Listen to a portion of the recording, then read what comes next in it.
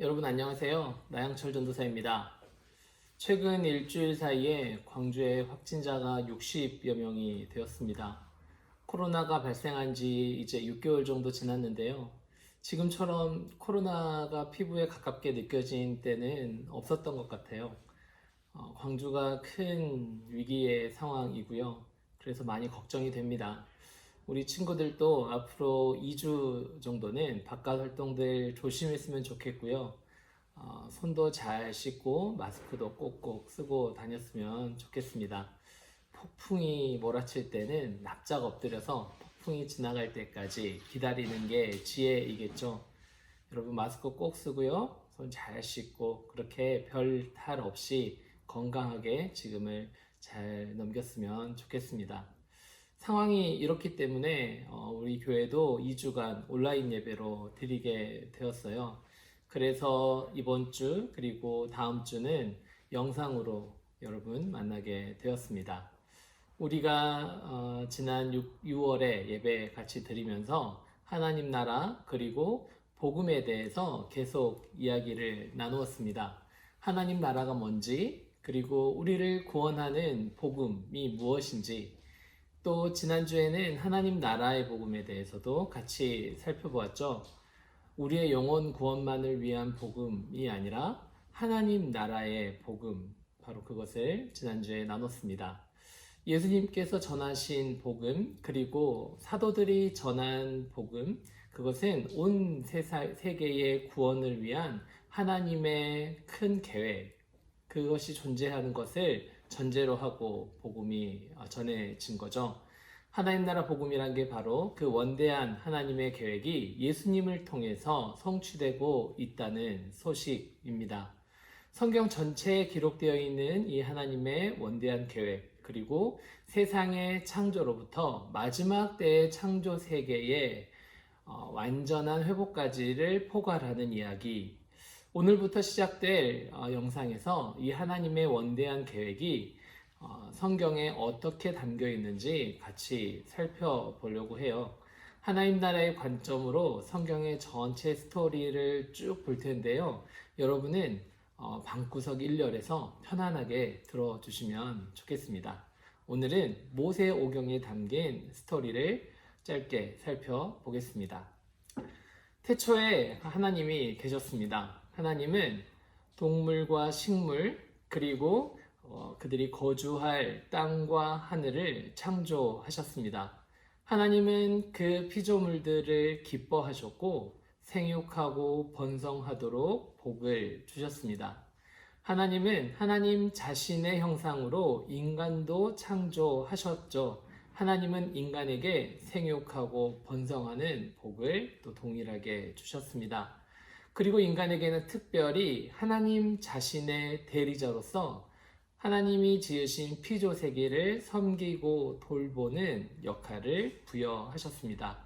하나님은 자신이 창조한 그 인류 그리고 다른 생물들 그들이 거주할 공간인 온 세계를 보며 크게 만족하셨죠. 이 창조 세계 전체가 평화롭게 공존하는 것 그리고 생명의 잠재력으로 번성하는 것, 때를 따라 안식의 즐거움을 누리는 것, 이 세계 안에서 모든 피조물들이 하나님과 함께 하나님을 예배하며 살아가도록 계획하셨습니다. 이 아름다운 이야기가 창세기 1장과 2장의 이야기입니다. 그러나 이 창조의 계획은 첫 번째 인간인 아담의 실패로 일그러지게 되죠. 아담과 그의 아내는 하나님을 믿지 않았고 순종하지 않았습니다. 스스로 하나님처럼 되고자 선택한 거죠. 이것을 죄라고 이야기했습니다. 그렇게 피조 세계에 죄가 처음으로 들어오게 되었고요. 그 결과 이 세계는 하나님으로부터 분리되게 되었습니다. 이후 하나님을 떠난 인류는 세상을 섬기고 돌보라는 원래의 부르심에서 벗어났죠. 권력과 지배, 억압과 착취라는 하나님 보시기에 악한 삶의 방식을 생산해 냈습니다. 형이 아우를 죽이는 최초의 살인이 이때 자행되었고요. 창세기 6장 11절은 이 타락 이후의 상황을 이렇게 묘사합니다. 온 땅이 하나님 앞에 부패하여 포악함이 땅에 가득한지라. 그래서 하나님께서 홍수로 세상을 심판하시게 됩니다. 인류에게 제시된 하나님의 최초 계획은 일그러졌고요. 잊혀졌고요.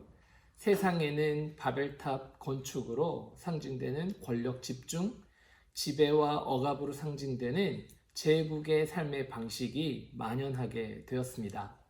하나님을 알지 못하는 인류는 땅 위에서 스스로 번성하기 위해 지배와 억압의 문명을 발전시켰고요. 힘의 논리에 따라서 제국을 형성해 나갔습니다.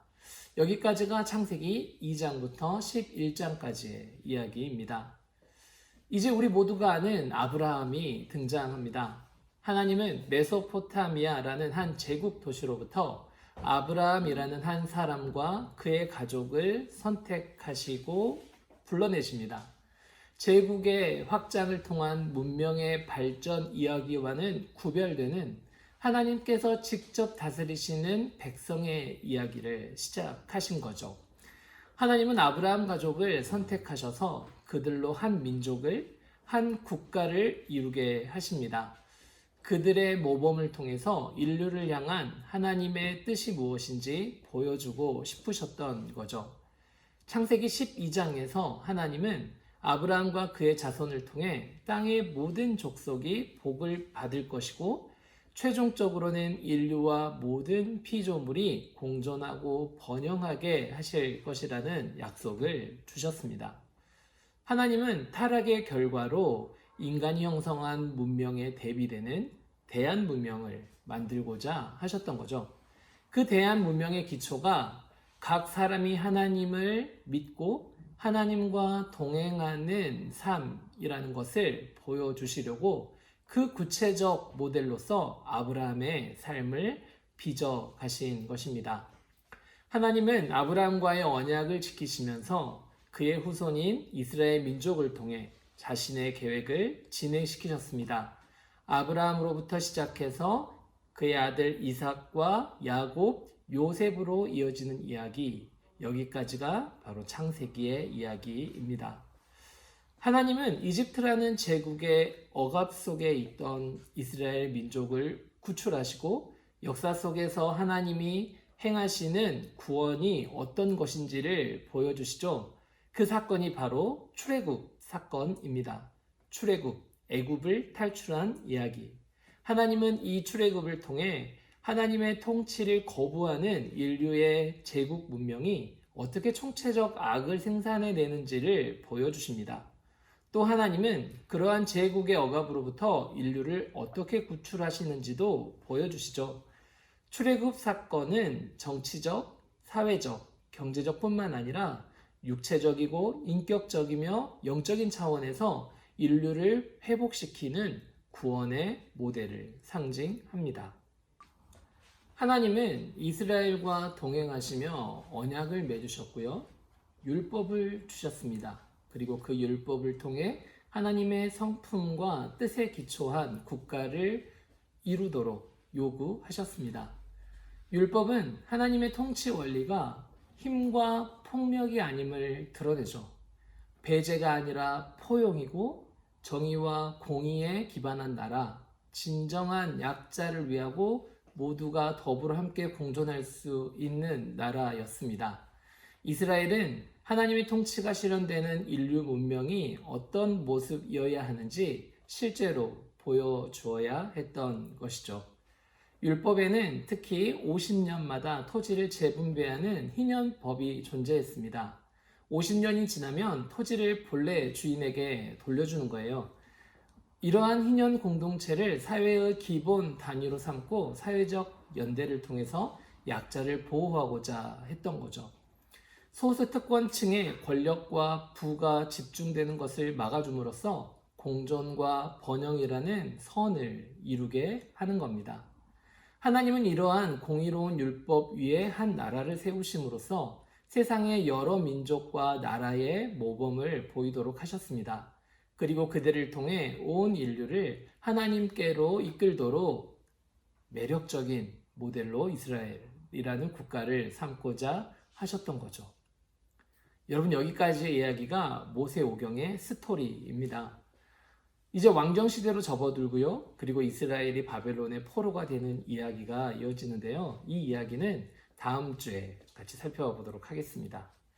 여러분, 성경의 전체 스토리가 이렇게 흘러가는구나 하고 편하게 들어주셨으면 좋겠습니다.